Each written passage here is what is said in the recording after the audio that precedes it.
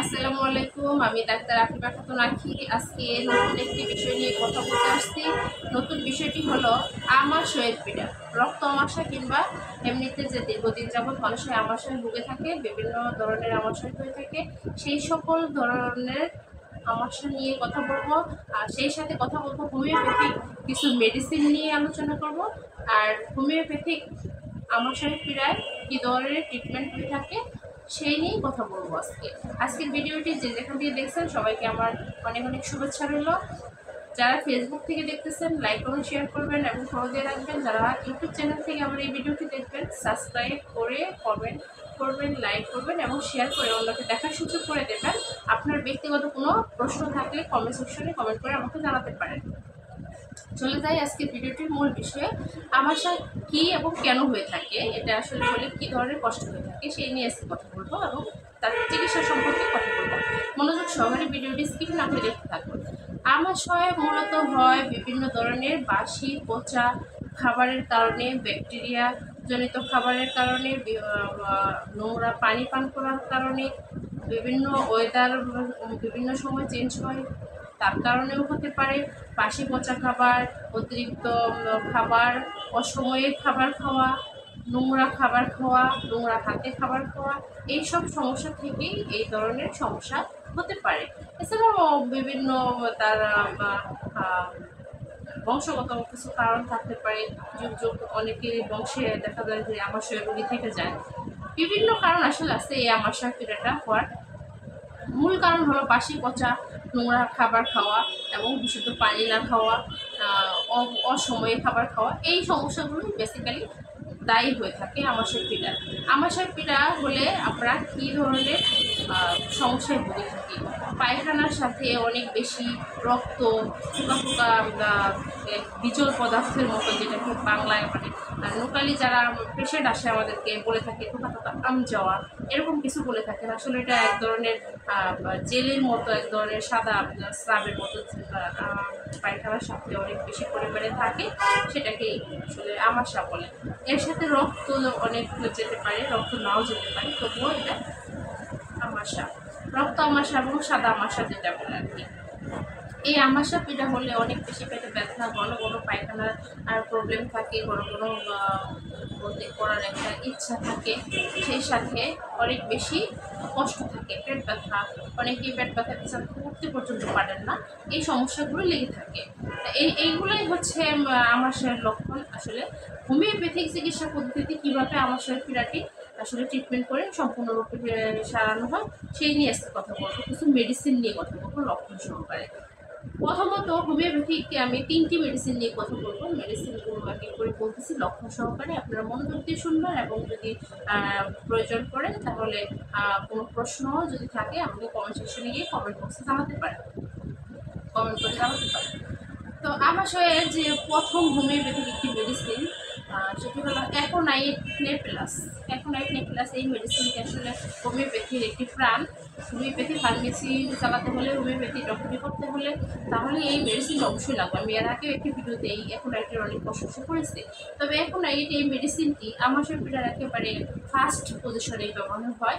যেমন আপনার 2-1 দিন হয়েছে লক্ষণটি দেখা দিচ্ছে, আমাশয় পীড়াটি দেখা দিয়েছে, সেক্ষেত্রে পেটে ব্যথা, একটা অস্থিরতা, অনেক বেশি পানি খাওয়ার একটা ইচ্ছা, চক্ষুরা নিয়ে একটা যন্ত্রণা, মানে অস্থিরতা যে কাজ করে, সেই সময়টা আমাশয় পীড়া ক্ষেত্রে অ্যাকোনাইট নেপ্লাস খুব কার্যকরী একটি ওষুধ। 30 শক্তি কিংবা 200 শক্তি 1 থেকে 2 বার সকাল সন্ধ্যায় আর কি ব্যবহার করতে পারবেন। 1 থেকে 2 ফোঁটা পরিমাণে খেতে পারবেন, খেতে হবে।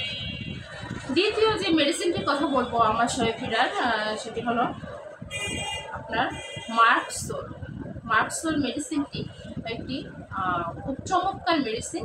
এই মেডিসিনটি যখন অনেক বেশি পেটে ব্যথা হয়, থোকা থোকা আম যায় এবং ঘন ঘন পায়খানার ব্যাগ লেগে থাকে, অনেক বেশি পায়খানার চাপ দেয় ঘন ঘন, এই পায়খানা করে থেকে টয়লেট থেকে বের হতে না হতে দেখা যায় সোজা হয়ে দাঁড়াতে না দাঁড়াতেই আবার পায়খানার ব্যাগটা অনুভূতি হয় যে মনে হয় এখনও বসে থাকলে হয়তো বা ব্যাগটা, বসে থাকলে অনেক সময় থাকেই না ব্যাগটা, যখন আবার একটু সোজা হয়ে দাঁড়াবে, হাঁটাচলা করবে, তখন আবার ব্যাগটা চলে আসবে। এই লক্ষণে মার্কসোল মেডিসিনটি খুবই কার্যকরী মেডিসিন। রক্ত আমাশা হতে পারে, সাদা আমাশাও হতে পারে, যে কোনো আমাশা এই মেডিসিনটি খুব ভালো কাজ করে। সাথে পেটে ব্যথা থাকে এবং খাবারের পরে সেটা বেড়ে যায়। এই ব্যথা, এই ধরনের আমাশায় পেলে মার্সল খুব কার্যকরী একটি মেডিসিন। দর্শক, এটিও 30-200 শক্তিতে প্রয়োজন পেলে 2 থেকে 3 বার ব্যবহার করতে হবে, সকাল, দুপুর, সন্ধ্যায়। লক্ষণ ভেদে যদি গুরুতর থাকে 3 বার, যদি গুরুতর না থাকে 2 বার ব্যবহার করতে হবে, তাহলে এই রোগটি সম্পূর্ণরূপে সেরে যাবে। তৃতীয় যে মেডিসিনটির কথা বলবো, সেই মেডিসিনটির নাম হচ্ছে অ্যালোসফোর্টিনা। অ্যালোস নামে অনেকেই চিনবেন। হোমিওপ্যাথিক যারা মেডিসিন খান বা হোমিওপ্যাথির সাথে যারা সম্পৃক্ত, তারাই এই মেডিসিনটি শুনে থাকবেন। এগুলো সবই হোমিওপ্যাথিক মেডিসিন। এই মেডিসিনটির যে লক্ষণ সেটি হলো মলদার এত বেশি অস্বস্তিতে থাকবে, যেমন উঠা বসা হাসি কাশিতে পেশেন্টটা ভয়ে থাকবে যে এই বুঝি পায়খানা বের হয়ে গেল, এই বুঝি মল বের হয়ে গেল। আর উঠা বসা একটু নড়াচড়াতেও সে বিরক্ত বোধ করবে, ভয়ে থাকবে কথাই যে এই বুঝি লোক সমাজে আমার মলত্যাগ হয়ে গেল। এত বেশি মলদারটা আসলে প্রসার হয়, মানে একটু হা করে থাকে। মলদার হা করে থাকলে তো একজন মানুষ নর্মালি বুঝতেই পারবে যে এখন মল বের হয়ে যাওয়ার মতো অবস্থা। আসলে এটা অনুভূতি থাকে, অনেক সময় হয়েও যায়। হাসি কাশি দেওয়ার সময়, এমনকি প্রস্রাবে গেলেও রুগী ভয় থাকে। প্রস্রাব ত্যাগ করার সময় হালকা একটু যদি কোথালি থাকে, সেক্ষেত্রে দেখা যাবে যে মল বের হয়ে আসতেছে, এবং অনেক ক্ষেত্রেই দেখা যায় যে প্রস্রাব করতে যায় মলত্যাগ করে ফেলতেছে। এই সমস্ত লক্ষণে অ্যালোসফোর্টিনা খুব দুর্দান্ত কাজ করে। অ্যালোসফোর্টিনা মেডিসিনটি আসলে গুণ ভোলা যাবে না এই আমাশয়ের ক্ষেত্রে। যে কোনো রোগের সাথেই যদি এই লক্ষণটি থাকে যে অসার বেগে, মানে মলদা মনে হয় ফাঁকা করে রাখছে, একদম মল একটু পরপর বের হচ্ছে বা চুয়ে চুয়ে মল হচ্ছে, এমন যদি অনুভূতি থাকে বা এমন যদি সিমটম থাকে, সেক্ষেত্রে অ্যালোসফোর্টিনা খুব ভালো মেডিসিন।